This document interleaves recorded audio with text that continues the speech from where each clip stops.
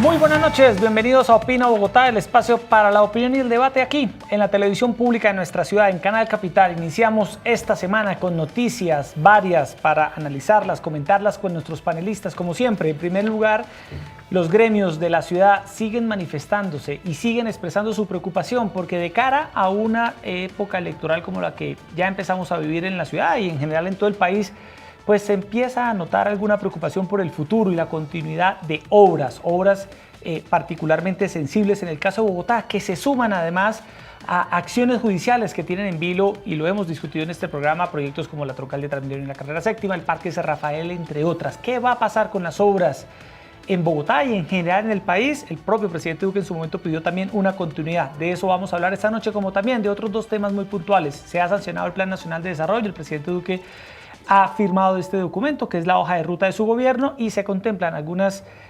variaciones en las tarifas de energía, un aumento, por ejemplo, en todo el país para, de alguna manera, darle un apoyo a Electricaribe. Y también vamos a hablar de un testimonio de Marlon Marín, el sobrino de Iván Márquez, que señala a Jesús Santrich de negociar droga luego de la firma del acuerdo de paz. Como siempre, Erika Fontalvo, muy buenas noches. Hola, Jessy, ¿qué tal? Muy buenas noches para usted, para todas las personas que nos ven. Gracias por estar una vez más en este Opina Bogotá. Y hay que decir, frente a este tema de las obras que están en este momento suspendidas, paralizadas en la ciudad de Bogotá, que al editorial del diario El Tiempo se sumó hoy el editorial del Nuevo Siglo, que indica que si bien es cierto que las decisiones judiciales deben acatarse, pero cuando se considera que estas no son procedentes, dice este editorial, es necesario acudir a todos los mecanismos y recursos a la mano para procurar su rectificación y que prevalezca el principio del interés general sobre el particular, y eso es lo que ha venido anunciando la administración distrital frente a una serie de apelaciones. La última debe llegar hoy mismo, es lo que nos habían anunciado. Se acordará usted, Yesid, sí. La secretaria jurídica del distrito, Dalila Hernández, estuvo con nosotros la semana pasada anunciando que había plazo hasta este lunes para presentar la apelación, puntualmente en el caso de la Transmilenio por la carrera séptima y puntualmente en el tema del edificio Altos de la Cabrera. Y para conversar de esos temas nos acompañan esta noche el concejal Diego Molano del Centro Democrático. Concejal Diego Molano, como siempre, un gusto que esté con nosotros, habitual panelista de nuestro programa. Erika, Yesid, buenas noches, un saludo especial, por supuesto, al compañero de panel, a Carlos, un saludo especial y muchas gracias nuevamente por la invitación. Bueno, y también nos acompaña el reconocido analista y estratega político Carlos Arias, gerente de la firma Estrategia y Poder. Carlos, como siempre, un gusto que esté con nosotros esta noche. Buenas noches a ustedes, buenas noches a los televidentes y a los que nos están siguiendo en Twitter también y en Facebook. Y es Carlos, lo que pasa es que se ha cambiado el look. Es Carlos. Sí, el tema de las campañas y el tema electoral ya empieza a evitar que uno tenga tiempo para afeitarse. Está viajando por todo el país. Bueno, iniciemos. Está trabajando. Claro. Qué bueno que haya trabajo. Iniciemos con el tema de las obras. Carlos y concejal Diego Molano, preocupaciones de los editorialistas de los principales periódicos del país, de los gremios de la ciudad. ¿Cuál es la postura, concejal Molano, suya en este tema particular de las obras que se vienen estructurando para Bogotá y que pueden entrar en un punto muy complejo? Es decir, aquí lo que es fundamental para la ciudad y para el país es, no puede convertirse instrumentos jurídicos en obstáculos para que una ciudad o para que un país avance en sus obras de infraestructura. Nosotros hicimos un debate a principios de este año en el Consejo de Bogotá mostrando que el alcalde Peñalosa hoy tiene en arcas 40 billones de pesos para ser contratados y ejecutados este año en más de 116 proyectos de infraestructura, en todo lo que se ha aprobado en el plan de desarrollo. Sin embargo, pareciera que aquí se ha organizado por parte de la oposición un esfuerzo que es no hice y no quiero dejar hacer. Pierden en democracia, y como pierden en democracia, que esas son las elecciones, después pierden en debates como los del Consejo de Bogotá frente a unos proyectos y utilizan instrumentos jurídicos para obstaculizar después ya, digamos, en las discusiones jurídicas y judiciales y en las demandas. Para mí, por supuesto, eso es una gran preocupación porque hay obras fundamentales que hemos esperado por años. Yo voy a poner el ejemplo del Metro de Bogotá. El Metro de Bogotá pasó por más de 38 hitos desde la aprobación del Plan de Desarrollo Nacional el anterior, con el gobierno, con los COMPES, con los créditos aprobados por la banca multilateral, y ellos, digamos, sistemáticamente perdieron en las elecciones, perdieron en el debate del cupo de endeudamiento, perdieron en el debate de las vigencias futuras, y ya se ha presentado la demanda para tumbar el Metro de Bogotá porque no están de acuerdo. Y uno diría, es justo para los bogotanos que porque no se comparte esa visión de metro, se establezca una demanda para tumbar una obra que la ciudad ha estado esperando por 70 años. Y entonces uno lo que tiene que analizar ¿vamos en contra de las demandas judiciales sobre los derechos? Por supuesto que no. Lo que uno tiene que analizar es cuando es un esfuerzo sistemático, decidido y enfocado en parar unas obras con las que no están de acuerdo, ahí pasa algo diferente y es donde uno le preocupa. O sea, que de 100 demandas que ha recibido el distrito, 89 gane, significa que lo que aquí ha habido es una permanente presentación de demandas para tumbar algunas de las obras del distrito. De esas 100, por ejemplo, hay 44 enfocadas en las principales obras. De esas 44, solo 3 han ganado digamos, las demandas. Eso significa que el resto no tienen razón. Entonces uno tiene hoy una demanda que uno no justificaría, el Transmilenio por la 68. No ha iniciado, está terminándose los diseños y ya la van a demandar. Y ya hay unas acciones judiciales en su contra. El tema del Metro de Bogotá nuevamente, una obra que ha pasado por todos los avales de la banca multilateral y la van a demandar. Aquí la gran preocupación es, no puede ser que la oposición utilice al final elementos jurídicos y yo diría que manipulaciones de una forma sistemática para trancar y bloquear las obras que requiere la ciudad. Tienen todo el derecho a utilizar la justicia, pero cuando ya es un esfuerzo sistemático, preocupa porque obstaculizan el desarrollo y el bienestar de los bogotanos.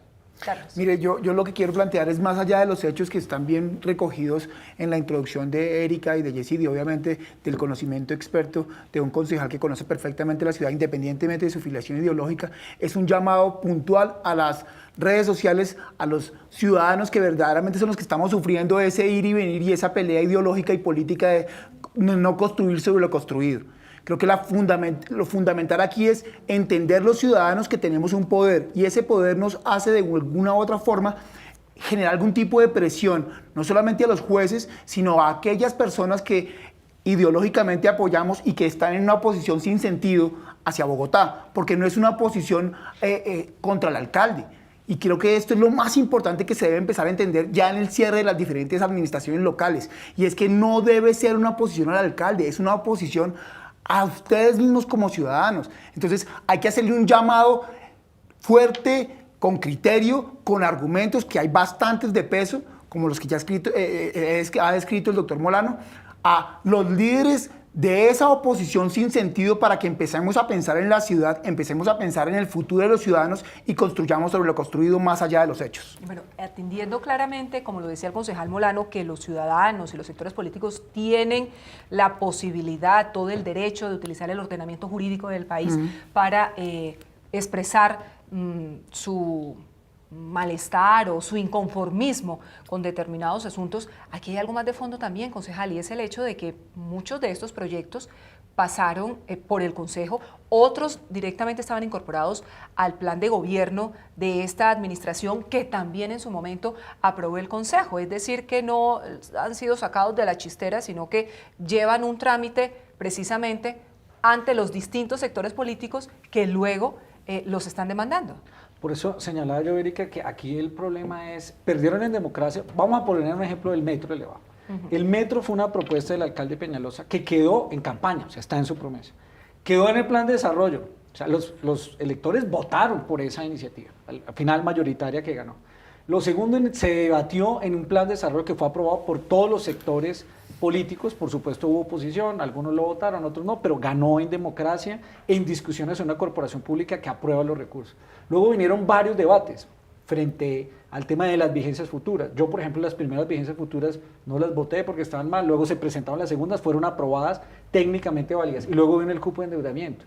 Entonces, si han surtido todos los trámites, usted dice, ¿por qué se demanda una obra diciendo que va a ser perjudicial para la ciudad? ¿Hasta dónde va el derecho de esa obra? Argumentando muchas veces temas que uno sentiría no son válidos. Ellos dicen, porque no había diseños que incumplieron la ley. Y entonces uno dice, perdón, pasaron por un COMPES donde había 13 ministerios, se aprobó el cupo de endeudamiento, se aprobaron los créditos de la banca multilateral, el Banco Mundial, el Banco de Reconstrucción Europeo y el Banco Interamericano le dieron un crédito.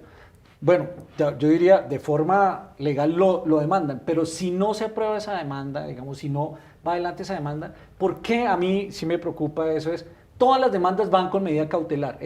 No solo no quiero que no se haga la obra, sino mientras que se discute que la obra no siga avanzando. O sea, ahí hay unos efectos raros, las medidas extremas con tal de que esa obra no se haga durante ese periodo de tiempo, y eso es lo que a uno le preocupa, sobre todo porque afectes a los ciudadanos. Claro, Gonzalo, quisiera, Erika, que también habláramos del papel de los jueces. Sí. Esta mañana, varios de ellos que llevan casos sensibles en diferentes ciudades del país o con diferentes proyectos en el país, con nuestra colega Vicky Dávila en una entrevista en la W, con un hashtag que se llamaba Jueces Berracos, pues manifestaban que se sentían un poco señalados, pero por el otro lado también mucha gente, por ejemplo, en el caso de Transmilenio por la Séptima, se pregunta cómo un juez hizo para poner en duda un estudio de ingeniería de detalle usando, entre otros, recursos como el de Google Earth. Es decir, ¿hasta dónde, Carlos, la justicia, a la que hay que respetar, y más en un Estado de Derecho, pues ha terminado de alguna manera siendo usada, siendo manipulada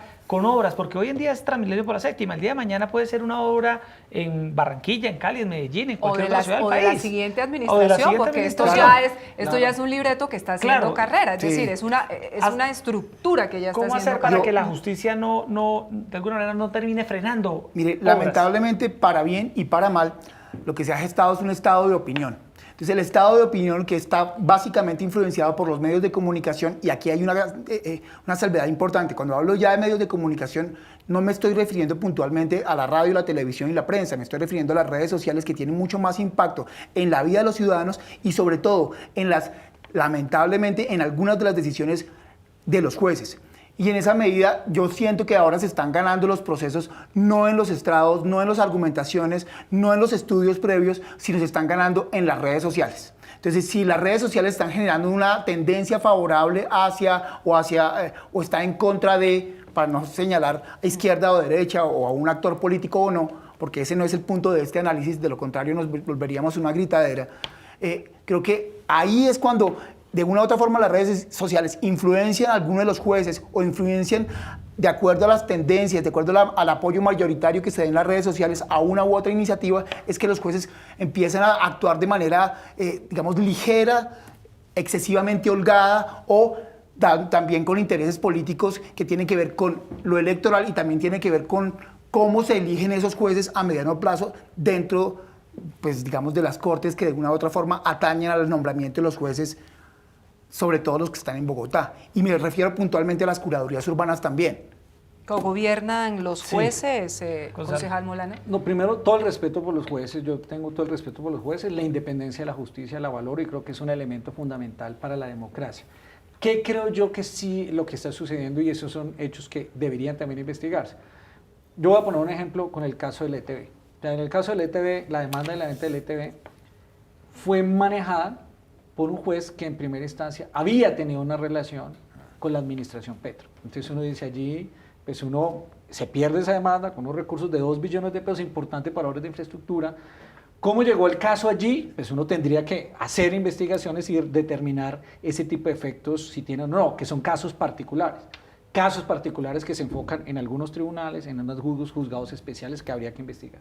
Pero el segundo tema esencial es parte también de la credibilidad de los gobiernos. Y yo aquí, digamos, haría un llamado de atención a la administración, por ejemplo, en este caso del alcalde Peñalosa. Porque algunas veces discutíamos con algunos de los secretarios y los ciudadanos, es muy importante la comunicación también. Y la gobernabilidad no es solo para ganar elecciones, de consensos, sino la gobernabilidad es la que genera consensos. Entonces, temas como el del metro de Bogotá, temas como el del Transmilenio por la Séptima, no es un hecho de solo tener la propuesta y presentarla y comenzar a ejecutarla, sino generar unos consensos en la ciudadanía que incluyan también, por supuesto, a todos los sectores. Y un juez se ve filtrado por ese tipo de discusiones. Entonces, si un juez ve que no hay consenso frente a la Séptima o frente al metro, pues al final, y el alcalde no tiene una buena popularidad, puede tomar unas decisiones porque no entiende el proyecto en conjunto. Entonces, también ahí es una responsabilidad muy grande de no solo hacer la obra, sino generar los consensos, la información y la pedagogía para que los jueces tengan esa información también. Ese concepto, Erika, Gonzalo Molano, de Carlos, del estado de opinión, uno lo ve, Carlos, reflejado en muchas cosas, procesos judiciales habituales, ahora en las obras de infraestructura, es decir, si una obra no tiene una favorabilidad tal, pues un juez, como dice el concejal Molano, pues tiene un colchón sobre el cual soportarse cómodamente para frenarla. Vaya uno a saber si realmente con argumentos técnicos o no, Carlos. Mire, yo creo que el gran problema es extrapolar la imagen y la desfavorabilidad de Enrique Peñalosa a la gestión de Enrique Peñalosa. Y aquí tiene una claridad importante. Las obras de la alcaldía de Bogotá se ven. Que la imagen y el manejo que le ha dado Enrique Peñalosa a su imagen, a su comunicación y a la forma en que él gobierna es nefasta, es otra cosa completamente diferente. Y agradezco el espacio de Canal Capital para hablar esto tan puntualmente, porque me encontraba, y quiero decirlo abiertamente, Julián Román decía que en Canal Capital, y lo puse en un trino que yo le comenté y que él muy amablemente y respetuosamente respondió, decía que en Canal Capital no se podía criticar al alcalde. No, pues sí se puede. Sí se puede, pero lo que no se puede, entre comillas, es desdeñar la gestión que ha sido positiva en algunos aspectos. En algunos aspectos negativos, sí, que le falta también, sí, pero en algunos aspectos muy positivos. Y yo invito a Julián y a todas las personas que nos ven en este momento que salgan a las calles y revisen cómo está la gestión y cómo están los parques de la ciudad. Y ahí podemos ver una gestión importante. Y para retomar un poco lo de Yesid y no perdernos por las ramas, yo creo que también es importante aquí dar un poquitico también de debate, no tanto zanahoria, y es que tampoco uno puede, en esa medida, a pesar de que estén todos los estudios, salir a gastarse un dineral en publicidad alrededor del metro si no hay metro. Eso no es responsable con la ciudad, eso no es serio. Puede que los estudios estén, puede que estén fiables, pero si hay un fallo, como lo dice el concejal Molano, pues hay que respetarlo. Y entonces uno no puede salir a hacer publicidad de un metro que no existe y de un ejercicio ya que supuestamente se va a ver cuando se va a ver casi en 15 o 20 años. Pero adicionalmente, si bien es cierto todo lo que ustedes comentan, hay un tema que también preocupa, y es que este señor o esta administración se va en unos cuantos meses. ¿Qué va a pasar a futuro con la administración que venga si efectivamente estos proyectos, estos megaproyectos se quedan suspendidos, se quedan paralizados con una serie de predios que ya se han comprado, con una serie de compromisos que ya se adquirieron? Vienen una serie de demandas, vienen una serie de acciones judiciales que tendrá que resolver la siguiente administración. Es que esto ya lo conocemos de lo anterior. Entonces aquí hay una inseguridad jurídica que también preocupa y mucho, concejal Molano. Pero Erika, realmente yo creo que tú has hecho una afirmación que es para mí la más preocupante de la situación de Bogotá hoy. Bogotá nunca había tenido los recursos que ha logrado acumular para ejecutar una cantidad de obras necesarias para la ciudad. La LO, el Transmilenio por la 68, el Transmilenio por la Boyacá, la Avenida Ciudad de Cali, el Metro de Bogotá, la PETAR, canoas que se tiene que hacer en la ciudad. Y miren ustedes hoy que ya el problema no es de plata, el problema es cómo logras tú que las obras se hagan realidad.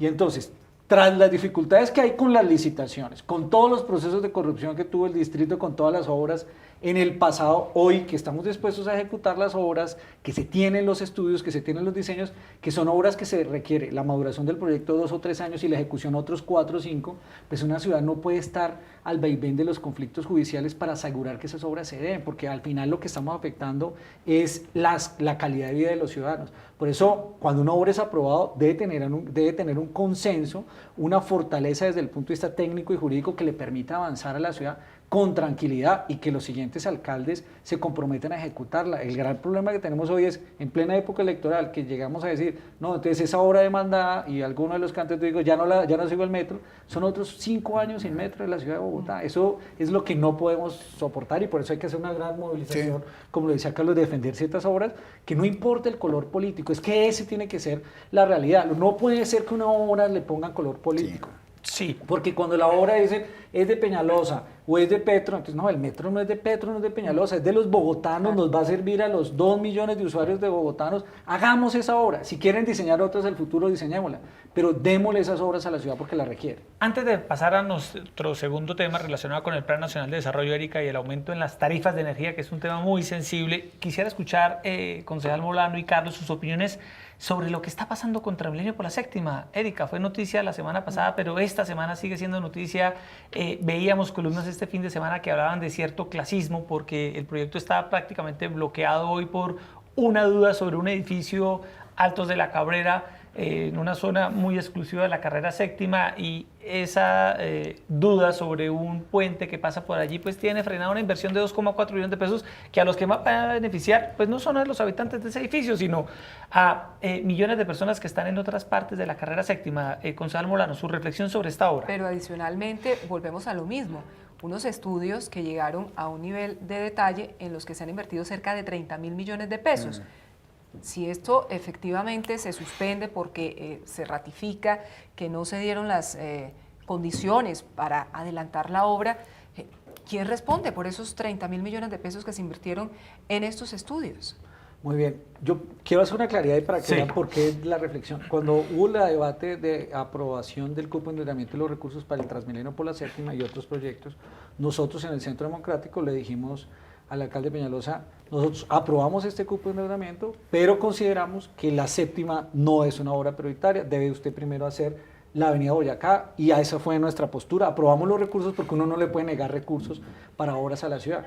Pero por supuesto, a pesar de que priorizó la Séptima sobre la Boyacá, pues no salimos a demandarla, porque sabemos que al final estas obras se requieren para la ciudad, y entonces pues es preferible que en el caso de esta obra pues se ejecute una obra que al final pues va a servir de contrapeso a la ejecución de la obra del metro también en el borde oriental. Nosotros hubiéramos preferido la Boyacá, por supuesto, 1000 veces en términos de prioridad, pero al final pues la obra tiene que hacerse, la ciudad lo requiere, la Séptima tiene unos problemas fundamentales de colapso hoy en movilidad en tiempos, y pues la obra ya está diseñada, fue consensuada y concertada. Yo participé en varios talleres con grandes preocupaciones de la ciudadanía en torno a cómo iba a ser el espacio público, las ciclorrutas, la situación al frente de la Javeriana. Todas las universidades participaron, hicieron aportes al diseño. Entonces uno dice, bueno, al final esta obra debería, nosotros no la compartimos prioritariamente, pero si ya están aprobados los recursos, pues debe avanzarse la ciudad. Lo importante es que la ciudad tenga obras que se vean en beneficios de mejoramiento de la calidad. Pero usted está de acuerdo con Transmilenio por la Séptima. Nosotros planteamos que no era era una obra prioritaria para prioritaria, pero ustedes. si ya tomaron la decisión de hacerlo, pues que avance la obra.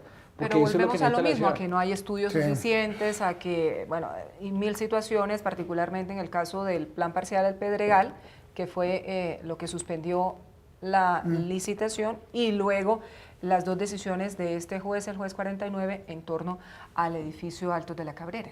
Sí, digamos que primera acotación sobre el tema anterior es que es increíble que uno detenga una decisión de gestión, de futuro, de desarrollo de los ciudadanos a partir de un análisis, entre comillas, de Google Earth. Eso es que no le cabe a uno en la cabeza, solamente pasa en la actualidad panamericana. Dos, y creo que ya en términos sinópticos es importante entender que si a uno no le gusta la visión de ciudad de un mandatario, tiene todo el derecho a oponerse y tiene todo el derecho a votar por una persona que tenga una visión diferente de ciudad. Pero si dentro de esa visión de ciudad, la ley, los debates, los argumentos han planteado que parte de su gestión debe seguir y debe pasar adelante, pues para eso está la democracia. Y si no, viviríamos en otro tipo de sistema político. Entonces hay que apoyarlo, hay que respaldarlo, y yo creo que más que el análisis allí de los hechos, vuelvo y con esto quiero terminar con lo que inicié. Yo creo que la ciudadanía debe pedirle cuentas a sus líderes políticos, a esos líderes políticos de oposición a la alcaldía de Bogotá, al alcalde Peñalosa, para que le definan con argumentos en redes sociales por qué razón, después de tantos estudios, después de todo lo que se ha aprobado, se siguen oponiendo, y si no hay ahí un interés velado en términos políticos. Y finalmente, yo creo que para llegar a la respuesta de la pregunta, lo que está pasando con Transmilenio por la Séptima es exactamente lo mismo que pasó con el Parque del Japón. Para aquellos que me están viendo, el Parque del Japón queda a 3 cuadras del Centro Comercial Andino. Es un parque que queda detrás de un CAI donde hay muchísimos árboles y donde solamente, con todo respeto y cariño por aquellas personas que lo hacen, salen a pasear los perritos de los habitantes del sector. En ese parque se intentó hacer una intervención de infraestructura para que hubiese una cancha. Miércoles, yo puedo no estar de acuerdo porque claramente pues, no voy a tener la misma cantidad de árboles para que mi perrito salga y haga sus necesidades, pero es que estamos hablando del bien general por el bien particular. Creo que pasa exactamente lo mismo con Transmilenio. Yo no soy ingeniero, no tengo los elementos técnicos para decirle si es mejor el Transmilenio por la Séptima o no. Yo lo que sí soy es un ciudadano preocupado, consciente. Y si yo ya vi que se tramitaron todos los procesos y todos los trámites, se hicieron todos los debates y hay una aprobación, ¿por qué nos seguimos oponiendo? Por el interés de algunas personas que viven en la Séptima. Yo viví en Chapinero parte de mi juventud, parte de mi juventud adulto contemporáneo. No nos Y de claro, esa categoría de sí. postmillennial. Adulto mayor no. Adulto mayor no. Postmillennial. Está Pero las obras. postmillennial. Y miércoles, claro, la Séptima fregaría parte de mi modo de vida si estoy viviendo aún en Chapinero, pero estoy hablando es un corredor de movilidad, más allá de donde estoy viviendo, es un corredor de movilidad vital para la ciudad. Bueno, y como va, pues se bloqueará por completo si no se atiende y se hace una solución en ese corredor vial. Bueno, vamos con el segundo tema de Erika. Sí, señor. Tiene que ver con el Plan Nacional de Desarrollo. El presidente Iván Duque lo sancionó en la ciudad de Valledupar. 510 billones de pesos que serán invertidos en los próximos 4 años. 1.000 billones. 1.100 billones. 1.100 billones. 1.100 billones, 1.100 billones. 1.100 billones de 1.100 billones, pesos, pero de inversión como tal, inversión social, 501 billones de pesos, es la cifra de la inversión Sí. social. Sí, exacto. la mitad. 1.000 billones de pesos. Concejal Diego Molano, asuntos a destacar de este plan de desarrollo en medio de un momento muy difícil que vivió el presidente Duque políticamente hablando. Yo creo que lo que firmó el presidente Duque este fin de semana es un plan de desarrollo, Pacto por Colombia, Pacto por la Equidad, que plasma con recursos concretos y proyectos concretos las grandes apuestas del presidente Duque. Una apuesta fundamental para que 1.600.000 colombianos superen la pobreza extrema, para que se generen más de 2 millones de empleos, para que el país avance a tener un crecimiento del Producto Interno Bruto de más del 3%, para reactivar una política fundamental de control de cultivos ilícitos y de droga y hacer una erradicación de más de 200.000 hectáreas. Es un plan de desarrollo que le apuesta a la equidad y que para mí tiene un tema revolucionario y es 320.000 cupos en educación gratuita universitaria para las personas y los jóvenes del CISBEN 1, 2 y 3. Esa es una apuesta de equidad fundamental. Inicia con 80.000 cupos este mismo año. Y por supuesto una apuesta fundamental en términos de vivienda. Aquí hay una promesa del presidente Duque que a mí me parece algo espectacular para el caso de Bogotá, que hay tantos arrendatarios, que se llama semillero de propietarios. Es una apuesta para que el que pague arriendo lo convierta en vivienda. Tiene el plan de desarrollo además finalmente 2 elementos que yo creo que son muy importantes. La apuesta a la economía naranja que plantea el presidente Duque, que es cómo logramos mayor emprendimiento en la ciudad a partir de fortalecer las micro, las pequeñas empresas. Un tema que fue controversial, pero que al finalmente salió, y es cómo se protegen ciertos sectores, como el caso de las confecciones, donde hay un arancel transitorio por un periodo de tiempo, y por supuesto una gran apuesta por el campo colombiano con asistencia técnica, más de 220.000 propietarios de áreas rurales. Es un plan muy integral, enfocado en las regiones, que se concertó, se discutió, y hoy es una realidad para los colombianos que esperamos ayude a transformar la calidad de vida de todos ellos. Ya vamos a mirar algunos aspectos relacionados con ese tema, pero Sí. también, Carlos, una visión general. Bueno, ¿Qué le gusta y qué no le gusta inicialmente Yo arranco del por plan? la visión general. Yo no creo en la visión general de que es una maravilla, porque la visión general hay que entrarla a detallar. Y cuando uno entra a detallar se encuentra que los colombianos, otra vez con el sistema pensional, van a estar un poco complicados porque BEPS, y usted que me está escuchando, ¿usted sabe qué son los BEPS? Pues yo tuve que leer una semana antes de esta entrevista qué eran los BEPS. Colpensiones, te queda con una carga complejísima y tiene que dirimir todos los trámites en los cuales las personas que me están escuchando tienen que tienen que determinar o ya determinaron si tienen que salir de su fondo de pensiones privado o tienen que salir a Colpensiones. 2, el tema del IVA para la gasolina. Todos pensábamos que al bajar el IVA para la gasolina dentro del Plan Nacional de Desarrollo nos iba a llegar a nosotros los que tenemos o vehículo o que pagamos algún tipo de servicio de transporte, pero no, la gasolina va a seguir siendo del mismo precio. Entonces yo creo que más allá de estas generalidades muy, muy bonitas del Plan Nacional de Desarrollo, que suenan grandes e importantes cuando uno ve las cifras macro, cuando empieza a ver el detalle del Plan Nacional de Desarrollo, empieza a ver varios entuertos. Y dentro de esos entuertos también está la actualización catastral. Eso significa que los municipios, gracias al Plan Nacional de Desarrollo, no van a poder cobrarle y no van a poder, recoger esa inversión para invertirla en sus municipios. Entonces yo creo que el Plan Nacional de Desarrollo, dentro de la minucia y el detalle, tiene bastantes vacíos, tiene bastantes orangutanes metidos, y me quedo para poder seguir en el análisis y en el debate y en la discusión o en la conversación, porque yo creo que es mejor conversar que discutir. Y es algo fundamental. Se habla de una discusión amplia. Creo que la discusión amplia se llevó en la Cámara, nunca se llevó en el Senado. Y creo que a pesar de que, entre comillas, fue culpa del Senado porque estuvo engalletado con el tema de la JEP y nunca lo sacó adelante, creo que el debate en el Senado sí hizo falta. Bueno, Luis Fernando Mejía, el gerente de Desarrollo, advertía, entre otras cosas, que es que nos esforzamos por incluirle una gran cantidad de elementos al Plan Nacional de Desarrollo y cada vez es tan y tan robusto que precisamente no se alcanza la discusión. Pero vamos por partes. Inicialmente el tema del aumento de tarifas de energía, concejal Molano, Carlos, porque claramente todos los colombianos de estratos 4, 5 y 6, eso sí hay que aclararlo, vamos a tener un incremento en las tarifas que el senador Richard Aguilar estimaba entre 700 a 1.000 pesos, precisamente para eso, para financiar la debacle de lo que ha supuesto Electricaribe. Es algo que no todo el mundo le está cayendo bien, concejal Molano. Pues desafortunadamente, por el mal manejo que se tuvo en la aplicación de la Ley de Servicios Públicos y con Electricaribe, pues tuvimos la debacle. La debacle no es solucionar el problema, la debacle fue lo que pasó en los últimos 15 años en la costa atlántica, que no se pudo solucionar un problema gravísimo en los servicios públicos y particularmente en la situación de Electricaribe a toda la costa atlántica. Eso ha afectado a todos los departamentos en los costos industriales, en los costos de calidad de vida. La semana pasada yo estaba allí otra vez y la gente quejándose porque pues, hoy tienen una situación con el problema del aire acondicionado, con los problemas de los alimentos a las neveras. Estaban otra vez en revolución exigiendo el tema. Y a esto nadie le ha ponido coto y eso se soluciona con plata. Y se soluciona teniendo los recursos para poder crear la infraestructura necesaria de que la empresa vuelva a reinvertir y desafortunadamente por ese mal manejo pues nos va a tocar pagar a todos los colombianos. Pero en un acto de solidaridad con la costa atlántica, estoy de acuerdo también.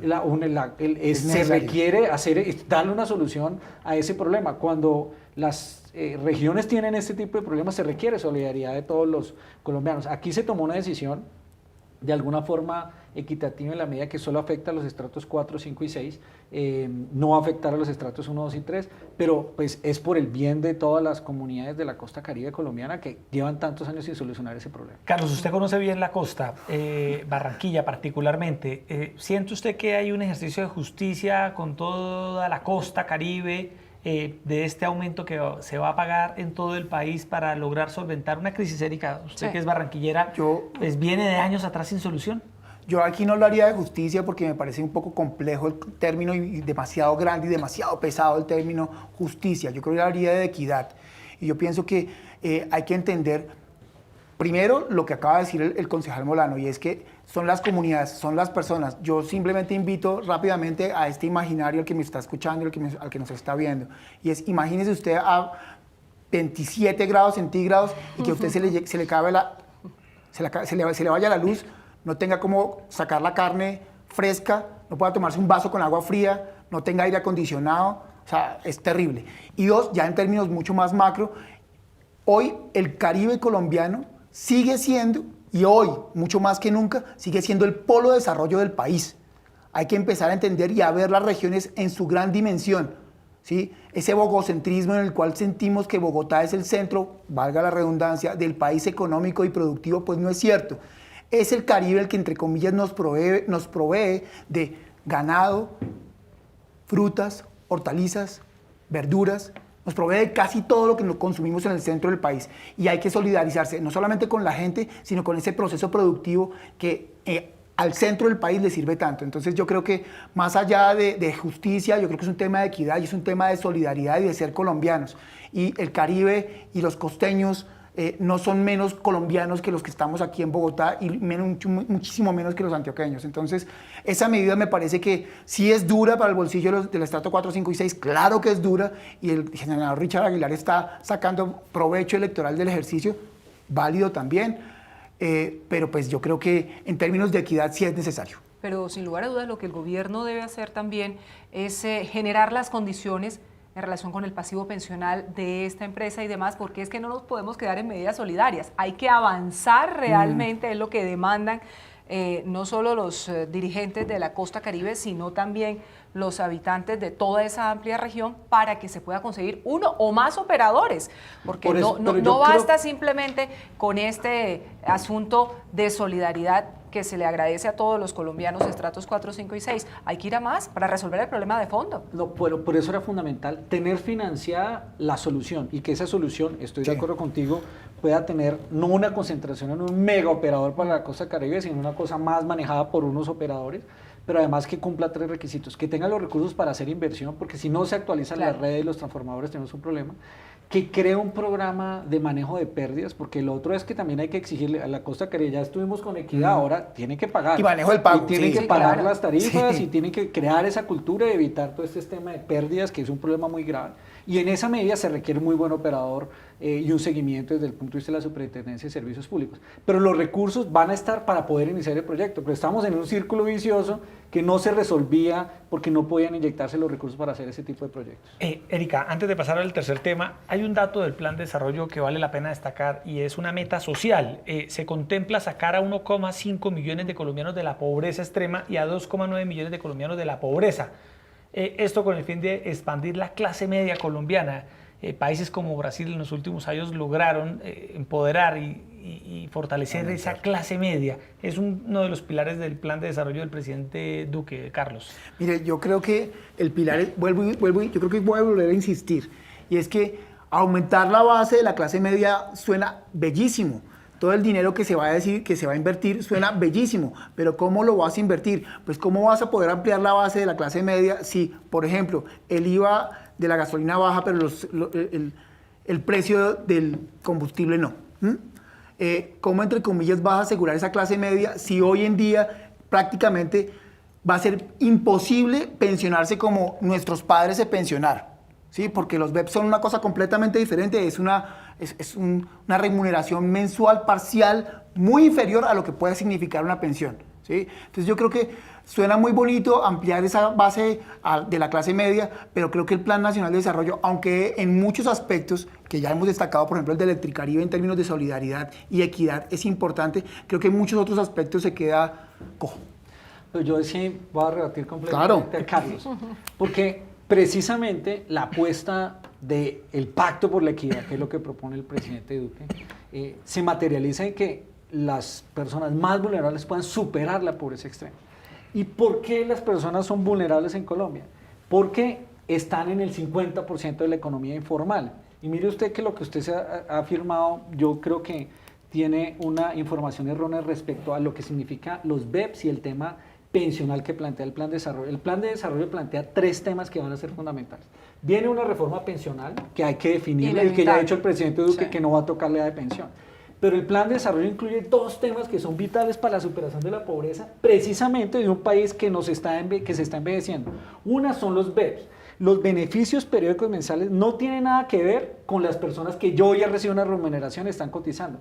Son todos aquellos que por X o Y razón no acumularon un número de semanas, no tienen la pensión asegurada, pero que si hacen un esfuerzo de ahorro en los próximos años van a tener algo de ingreso. Es reconocer que hay una economía informal, que si no se hace algo desde el Estado para apoyarlos, en su vejez van a estar desprotegidos. Eso es lo que hace el BEPS. Pero además el plan de desarrollo incluye un tema que a mí me parece espectacular, yo que estuve en Acción Social, se llama el mínimo de protección social. Y el mínimo de protección social es decirle a un número de ciudadanos: oiga, usted que fue vendedor ambulante, usted que fue reciclador, usted que fue una persona que trabajó en la economía informal de los más pobres, nunca iba a tener derecho a pensionarse. Ahora con este programa, el mínimo de protección social, estas personas van a tener algún tipo de ingreso, ya no el mínimo. ¿Qué le pasaba a Colombia? Usted solo tenía derecho a pensionarse si había trabajado en su vida y lo había ahorrado. Hoy lo que le está diciendo el plan de desarrollo de Duque es: mire, usted que estuvo en la economía informal va a tener algo de ingreso, es reconocer la economía informal y por eso ayuda a superar la pobreza extrema. A mí me parece que estos 2 puntos son revolucionarios, sobre todo con una sociedad que se va envejeciendo y que hay mucho viejito y mujer anciana muy pobre, desamparada, que no tiene ningún tipo de protección, que ya no tiene familia. Y esto es una gran apuesta del plan de desarrollo. Pues vamos a ver cómo funciona sobre el terreno. Pero antes de pasar al último tema, yo sí quiero que nos detengamos en algo que mencionaba el concejal Molano cuando arrancamos a hablar de este tema del plan de desarrollo, que es lo que tiene que ver con el vestuario, porque se ha originado toda una polémica en torno a ese tema y dicen que desde ya vamos a tener que destinar más dinero para la adquisición del vestuario, generalmente no la ropa made in Colombia, sino lo importado, que hasta en un 25% iría aumentando de manera gradual. Ya el gobierno, a través del ministro de Comercio, lo ha matizado. José Manuel Restrepo ha dicho hoy, no, mire, eso no es necesariamente así, pero queda en el ambiente, de acuerdo con lo que muchos sectores han expresado, que esto puede ser un tremendo dolor de cabeza porque lo que dispararía sería el contrabando. Concejal Molano y Carlos.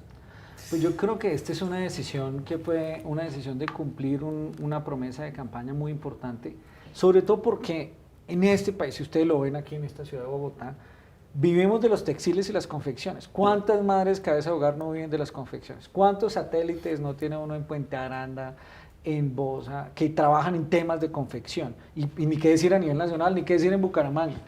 Y este es un sector que se ve muy afectado por la situación de competencia desleal de los textiles y las confecciones chinas.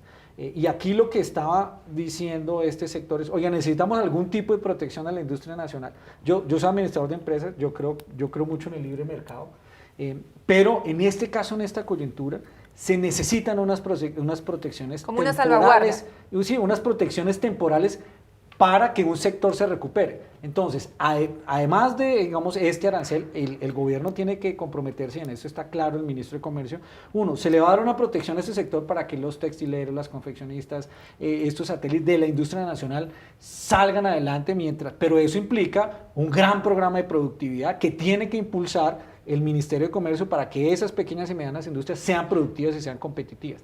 Segundo, requiere, como tú lo mencionas, un gran programa de control al contrabando, porque si esto no se controla, sale lo comido por lo servido. Ahí es donde está, tenemos un efecto perverso en este proceso, porque aquí pues, los comerciantes formales van a tener una protección, pero si no se controla el contrabando, pues aquí tendremos otro efecto. Y lo otro es el efecto precio sobre el ciudadano, sobre el consumidor, sobre todo con las confecciones importadas. Aquí por eso hay que hacer una cosa gradual. Bueno, últimos minutos para tocar una declaración que se conoció en el día de hoy. Se conoció la declaración que dio Erika Marlon Marín a los fiscales que viajaron hacia los Estados Unidos, fiscales colombianos que lo entrevistaron allí, sobre el caso Santrich.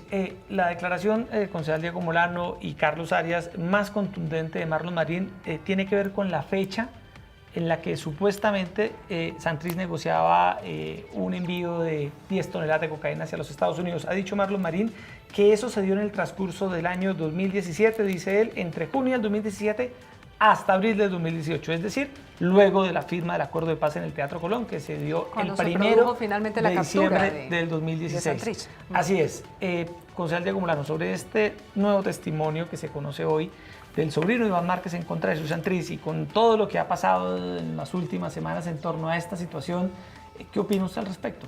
Esto es una crónica de una impunidad anunciada. Lo había dicho el Centro Democrático, lo habíamos discutido muchos. La forma como se desarrolló el proceso del acuerdo de paz permitía este tipo de impunidades. Y mucho más ahora que después de lo que pasó con las no objeciones, que no fueron aprobadas en el Consejo, y la discusión de la decisión de la JEP frente a Santrich, es que pues, todas las evidencias están. Es que lo que no puede soportar el país es que este Santrich le ha dicho hace 2 años al país, quizás, todo el mundo dijo ahí va a haber impunidad, las no objeciones decían no se puede haber unos atentados en contra de la figura y la extradición, y esto está pasando. Hoy este testimonio ratifica que el hombre sí estaba haciendo narcotráfico y negocios después del acuerdo, después de que lo dio el proceso, y ahora con esto que hizo la JEP, uno ¿qué espera? Pues que por favor que lo extraditen ya, lo tienen que extraditar ya, lo que no puede ser es que se ponga en duda esas reglas y ahora lo veamos de congresista, no puede ser. Carlos. Bien, yo lo que quiero plantear aquí es lo que de una u otra forma estábamos tocando en el primer tema y se llama debido proceso. Las pruebas debieron allegarse en el momento que era y mediante los mecanismos que eran. La JEP no puede juzgar sobre unas pruebas que no conocía. Entonces, en esa medida, creo que para la opinión pública puede que el halo de Santrich como narcotraficante esté allí presente. Creo que mi opinión personal va y viene alrededor de lo que, entre comillas, está allí, que es latente y lo que ustedes nos acaban de mencionar. Hay unas pruebas, hay un testimonio, pero en su momento las pruebas de la Fiscalía y el proceso que mal llevó la Fiscalía y que mal llevó nuestro fiscal, ex fiscal, pues dan al traste con un proceso y dan al traste más que con un proceso, con una decisión de extradición inmediata.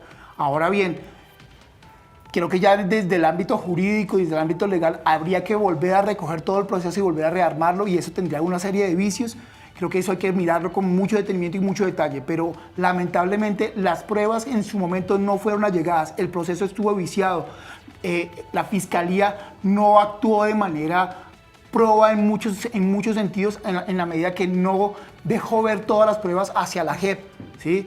Permitió que la DEA recogiera pruebas sin ningún tipo de autorización. Entonces creo que lamentablemente este proceso también se vicia por unos intereses políticos de fondo, ideológicos de fondo, que básicamente laceran y lastiman lo que es el sentimiento de verdad y justicia por parte de los ciudadanos. No, pero solo una cosa. Claro, sí, el tranquilo. salvamento de voto de una de las magistradas de la JEP señala, primero, no tenían competencia para decir y pedir pruebas adicionales. Lo que tenía que decir es, ¿se cumplieron o no con las fechas?